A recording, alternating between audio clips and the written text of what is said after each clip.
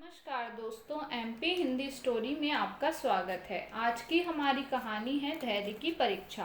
कहानी को सुनने से पहले अगर आप चैनल पर नए हैं तो चैनल को सब्सक्राइब जरूर करें और वीडियो को लाइक जरूर करें। तो चलिए आज की कहानी हम शुरू करते हैं। एक पहुँचे हुए संत थे, नाम था उनका महर्षि सतानंद। उनके आश्रम में शिष्य रहकर शिक्षा ग्रहण करते थे। शिक्षा देने का उनका ढंग निराला था। वे पोथी पुराण रटाने में विश्वास नहीं करते थे। महर्षि अपने शिष्यों को व्यावहारिक ज्ञान देने के लिए तरह तरह के उपाय किया करते थे। वे चाहते थे कि उनके शिष्य जब आश्रम से शिक्षा ग्रहण करके जाएं, तो आजीवन अपनी बुद्धि का उपयोग कर सके। एक दिन महर्षि ने आश्रम के शिष्यों को बुलाया, उन्हें बांस की एक टोकरी थमा दी और अपने शिष्यों को आदेश देते हुए कहा, इन टोकरियों में नदी से जल भरकर ले आओ। आज उसी जल से आश्रम की सफाई की जाएगी।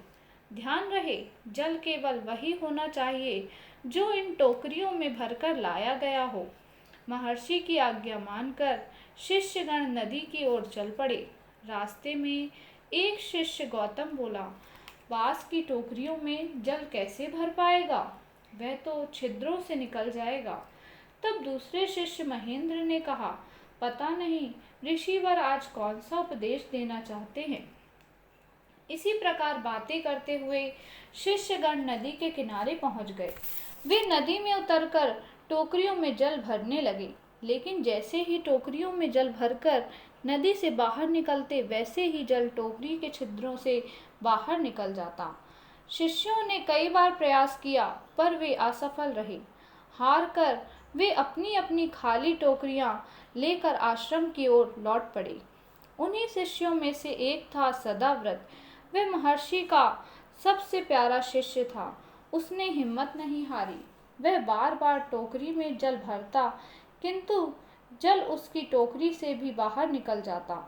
पर फिर भी वह टोकरी में जल भरने के प्रयास में लगा रहा।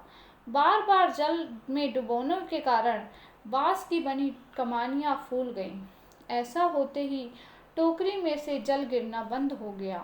अब टोकरी में जल टिक गया। सदाव्रत जल से भरी वह टोकरी लेकर आश्रम लौटा। महर्षि ने जब सदाव्रत की टोकरी में जल देखा तो वे अत्यंत प्रसन्न हुए। उन्होंने सदाव्रत को गले से लगाते हुए कहा, आज मैं तुम सबके धैर्य की परीक्षा लेना चाहता था और उसमें केवल सदाव्रत ही उत्तीर्ण हुआ है। शेष शिष्य सिर झुकाए हुए महर्षि के समक्ष खड़े रहे। तो दोस्तों, आपको ये कहानी कैसी लगी कमेंट करके ज़रूर बताइएगा। धन्यवाद। नमस्कार दोस्तों, एमपी